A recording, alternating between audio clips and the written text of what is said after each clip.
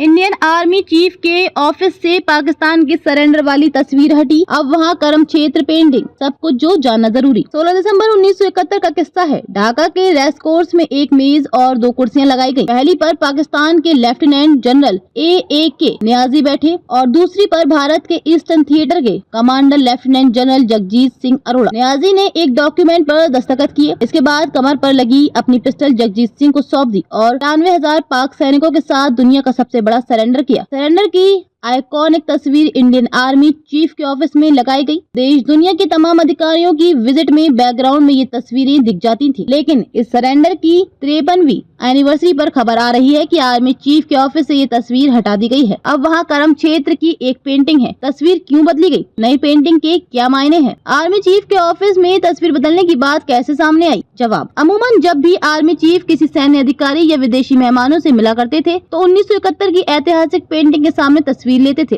लेकिन 11 दिसंबर को जब सोशल मीडिया प्लेटफॉर्म एक्स पर आर्मी के ऑफिशियल हैंडल ADGPI से army chief general Upendra Dwivedi के ऑफिस के लाउंज की कुछ तस्वीरें पोस्ट की गयी, तो इन तस्वीरों के बैकग्राउंड से सरेंडर वाली तस्वीर नदारद थी। उसकी जगह एक नई पेंटिंग लगी थी। तब खुलासा हुआ कि नई दिल्ली के रायसीना हिल्स के साउथ ब्लॉक में मौजूद आर्मी चीफ के ऑफिस से 1971 की तस्वीर को हटाकर नई पेंटिंग लगाई गई है। नई कर्म क्षेत्र पेंटिंग में क्या उकेरा गया है? इसे किसने बनाया? जवाब, रिपोर्ट्स के मुताबिक कर्म क्षेत्र पेंटिंग को 28वीं मद्रास रेजिमेंट के लेफ्टिनेंट कर्नल थॉमस जैकब ने बनाया है। इसमें दाईं ओर लद्दाख में भारत चीन बॉर्डर की पेंगोंग झील दिखाई गई है। वहीं बाईं ओर गरुड़ और महाभारत के उस रथ को दिखाया गया है जिस पर अर्जुन सवार हैं। उसके सारथी भगवान श्री कृष्ण हैं। पेंटिंग में बैकग्राउंड में बर्फ से ढके पहाड़ और बीच में मौर्य काल के रणनीतिकार चाणक्य को उकेरा गया है। इसके अलावा सेना में इस्तेमाल किए जाने वाले हथियारों, ट्रक, टैंक, वाहन, नाव और हेलीकॉप्टर जैसी हाईटेक चीजों को दिखाया गया। इस नई पेंटिंग का नाम फील्ड ऑफ डीड्स कर्म क्षेत्र रखा गया है। इसको लेकर सेना और रक्षा मंत्रालय की ओर से कोई ऑफिशियल स्टेटमेंट जारी नहीं किया गया है।